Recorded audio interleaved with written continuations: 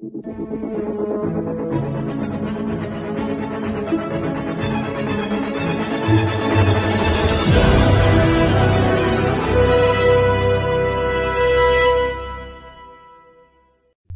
SOSW viewers, it is Jedi Knight Luke here with... The always dependable Captain Henson. And finally we are bringing the long journey of Bad Batch and our review series to a close with two more videos, this being the first of them, and in this video we're going to be tackling episodes 10, 11 and 12 of the Bad Batch Season 3, starting off with episode 10, Identity Crisis. This episode begins on an unidentified planet. A Talfar mother by the name of Eilish is with her Force-sensitive child, Bayron, who accidentally destroys a vase while a pedestrian argues with a street vendor. Said pedestrian then reports Bayron to the Empire. Back on Tantis, Dr. Hemlock gives Emery the inside scoop on Project Necromancer. The realization that children are being used for the experiment makes Emery feel uneasy. We also finally get the explanation as to why the Empire want Omega so badly.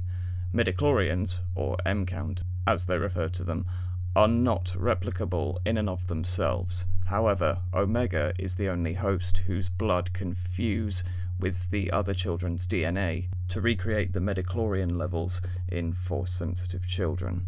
Back on the unidentified planet, Eilish is stunned and Bayron is captured by Cad Bane and Todo 360.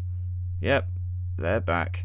Back on Tantis, another child, Jax, tries to escape from the cell all of the children are being held in, but gets stunned. Emery questions Nala Se about the children's involvement in Project Necromancer, and we find out that Nala Se tried to protect the children, but it was no good.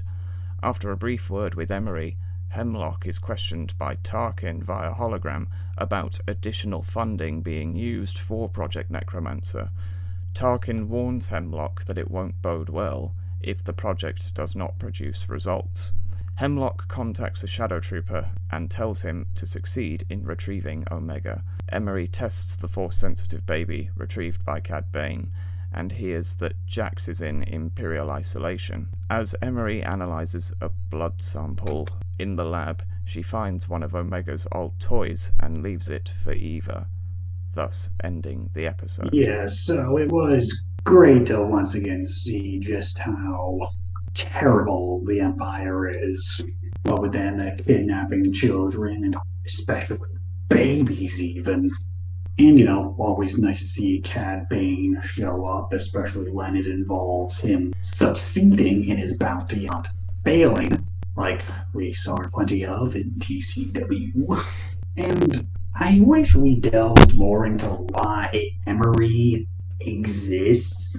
Like, yeah, we know she's a clone. We know she did work with Nalase before Nalase pushed her aside and stuff, but then it's like, why does she exist? Exactly? That question is never answered, but fair enough, I guess. And also the setting up of Emery's redemption arc.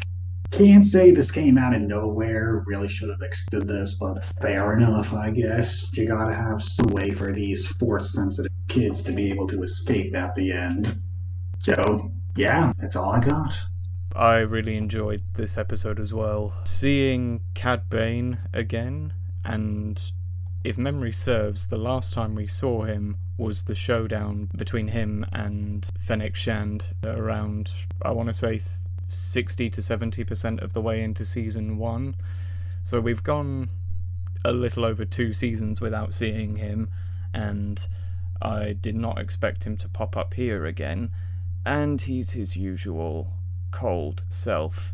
Just because he's turning a baby of all specimens into the Empire, that doesn't mean he particularly cares. Granted, he shouldn't, given the occupation, so to speak, but still.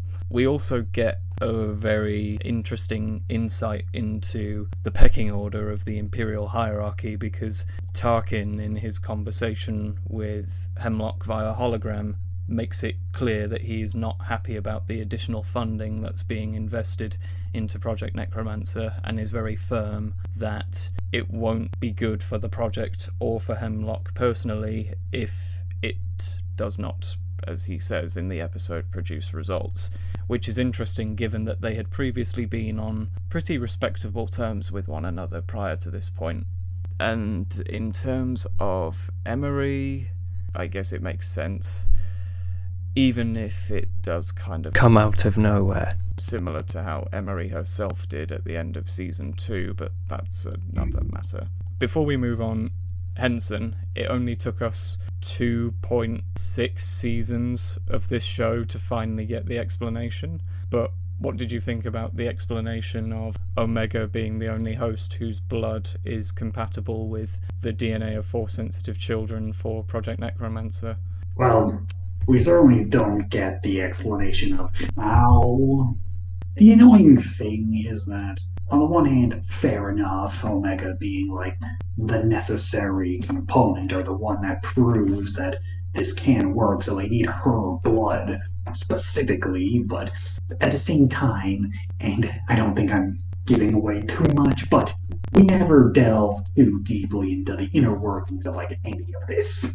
Again, why was Omega created? I can only assume that Palpatine was the one who, or he had Tyrannus, Count Dooku, tell the Kaminoans that, oh yes, by the way, why don't you, do this, other thing on the side? Yeah, just the frustrating thing is we don't know, why she was created, and I guess the how doesn't really matter, but just the why it had to be. She's a clone of Jango Fett, but yet that factor didn't seem to have anything to do with it. Or unless being a clone of Jango was the push they needed for the whole, Force-sensitive clone thing to work. But again, there's just way too many questions here that unfortunately go unanswered. But in terms of needing Omega for this whole justification for Rise of Skywalker, I think it makes enough sense. Am I a fan of the whole, oh, they weren't force sensitive, but oh, turns out they are? No, that point always annoys me, but fair enough, I guess. I suppose at the very least, we don't go the route of, oh, character finds out they're force sensitive, and then they go to become a Jedi. Thankfully, we don't get that, at least in this series. So, that's that. Shall we move on? Yeah. So, moving on then to episode 11, Point of No Return. This episode begins with Fi landing in an asteroid station. She's having her ship refueled when a shadow trooper extracts something from it. The operative leaves with the extractive data, which turns out to be planets that Fi has visited. The operative reports in to Scorch about this and sets course for Pabu. Back on Pabu, the Bad Batch are preparing for relocation.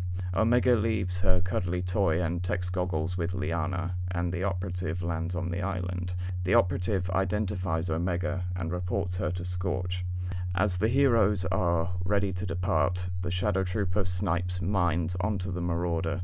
The ship blows up, and Wrecker is left incapacitated. Imperials arrive and wreak havoc on the island. Batcher distracts the Imperials, and Crosshair and Omega go into one of the huts, where Wrecker is being attended to by AZ-3, who reports that Wrecker, thankfully, is still alive. Hunter fights off a few troopers and even survives an LAAT crashing into the ocean. After a conversation with Crosshair, Omega steps up to the plate and allows herself to be taken by the Imperials. Hunter reunites with Batcher, and Crosshair tries to shoot a tracker onto the Imperial shuttle, but fails, unfortunately. Now that the Imperials have Omega, the Shadow Trooper sets course for Tantis, ending the episode. So, this was a really great episode. It's always great, particularly in a serialized story, when the main characters do hit rock bottom again, we really see the ruthlessness of the Empire here. The fact that they can just go to this planet, essentially guns a-blazing with like no fucks given. And one of the things that I really like about this episode is further focus on Omega and Crosshair's relationship because out of the Bad Batch, I think Omega's relationship with Crosshair is the one I find the most interesting. Not only because of all the shit that Crosshair has been through, but because out of all the members, Crosshair seems to be the one who treats her with the most independence or autonomy. Like, when she suggests that she can give herself up in order to save everyone, he goes along with it. Now, of course, this is also part of the plan for him to snipe a tracking device on the ship, but oh my god, it failed. And the gamble is a plot element that is usually fun because it's the idea that the character who is gambling in a situation can fail. The higher the stakes, the more devastating the fail. And here, tracking Omega to Candace is their way of not only making sure they rescue her, but all of their brothers. And Crosshair fails, which means that they're going to have to figure out something. So, yeah, overall, really solid episode. Again, I really enjoyed this episode. I really liked the moment between Omega and Lyanna where Omega leaves her cuddly toy and Tech's goggles behind as a souvenir, because I felt connected to what Omega was saying when the likelihood, as far as the heroes knew, was that they weren't coming back. And when the chaos ensued, it was sad. You see this incredibly serene home for all of these refugees be just casually torn apart, and the operative leading the invasion could not give less of a shit about them, even though Omega was all they wanted. And the main thing, as you said, Henson, is the dynamic between Omega and Crosshair at this point, because we finally see Crosshair be the brother that he should have been to Omega from the beginning. And something that I gleaned from their conversation was when Omega said about initially leaving a comm on her person, and Crosshair says it's too risky, they'll search you and find it. And then Omega says, well, shoot a secondary tracker. We actually see in that interaction Crosshair embracing a little bit of Tech's awareness about these kind of emergency situations, and word for word he says, too many unknown variables. It's not a viable plan. Yes, and we see that Omega, well, I mean, we've already seen it before, but she's really embraced the whole, let's just fucking do it and see what happens. And the show's writers were actually confident enough, as you say, to not only have the characters take the risk, but considering this is a family-friendly show, actually had the steel in their veins to have the gambles fail. I do believe this is something we should see more of in stories, particularly stories for a younger audience. I would love to see more of this in stories where the good guys do take a gamble and it fails hard. And for all these characters know, that was their one chance. So, that's that. Shall we move on to the next episode? Yes. Okay, so episode 12, Juggernaut. This episode begins with Omega being returned to Tantis. Dr. Hemlock takes Omega to Emery, and Emery extracts a blood sample from Omega. Back on Pabu, Crosshair reveals to the brothers that Admiral Rampart is their last resort for getting the coordinates to Tantis. With Fee and AZ-3, they use her ship to get to an Imperial labour camp on the planet Erebus. After looking at the schematics, They get there and Fi powers down her ship mid-flight to get past the Empire's air guard on the planet. The brothers get to the facility and we see Rampart in the mining structure just before he returns to the main facility. The brothers get on the transport, take out the troopers, and let the others go. The brothers make short work of the camp's main guard, and Crosshair stuns Rampart. Fi collects the brothers in the nick of time just as the Imperial transport goes down, and Rampart alludes to some workaround on how to find Tantus, as the coordinates were always meant to be kept secret. Back on Tantus, Hemlock shows Omega the vault of Project Necromancer and traps her with the Force-sensitive children, ending the episode. This is an episode I would describe as a slight detour, in the sense of the characters can't just go to Omega, so they have to take a detour to find the means of getting there. Very much reminding me of a lot of the CW Arrowverse, in which the story can be stretched out and filler abound. A lot of detours would be made throughout like all of those shows. But here, though, it doesn't necessarily feel like filling time. It does make sense. And what we do get here is quite interesting. The return of the original big bad of the show. This does what I like in endings or finales, where they bring things full circle. And so we do get the return of Rampart. We see him interacting with the Bad Batch. You've had 3 seasons worth of development since we first saw them in PCW.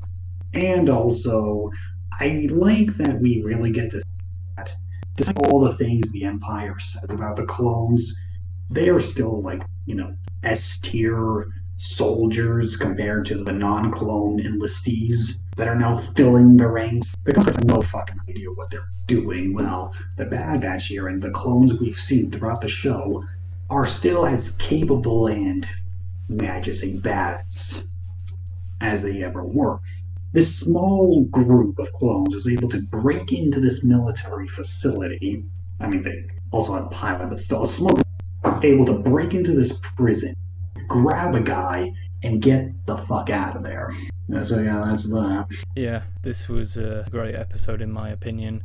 Even if it is technically a detour, like you said, Henson, as far as the characters were aware in Point of No Return, they thought that they'd lost Omega forever come the end of that episode. So in order for them to find her again, they had to do something. Taking that into account, I think this makes the most sense. Having Rampart and the brothers make this very fragile alliance is very interesting and was rich with opportunity for entertaining interactions, particularly between Rampart and Crosshair, given their shared history. And when I first watched the episode, it took me a while to actually realise it was him, because of course he looks very different from how he did as a Vice Admiral, which in the next discussion we will get to in the next episode. Just a little wink wink nudge nudge there. Seeing Fi as a full-fledged ally of the brothers this time around, rather than thinking about money or her next latest treasure, was also nice to see, given her history. So, shall we wrap this one up, Henson? Yes, so overall a solid batch of episodes, not wasting our time here. And with the end of the series that fast approaching, it makes sense for them to, cut the bullshit and just go to the end. I really enjoyed this trinity of episodes. Finally, the wheels of Bad Batch's true story are actually rolling, and we will get to the payoff of this setup in the next discussion. So stay tuned for the next Bad Batch Season 3 video, in which we will be discussing the final 3 episodes, episodes 13, 14 and 15. Until then, this has been Jedi Knight Luke with The old dependable Captain Henson. And this has been our review of episodes 10, 11, and 12 of The Bad Batch Season 3. Until next time, may the Force be with you. Take care.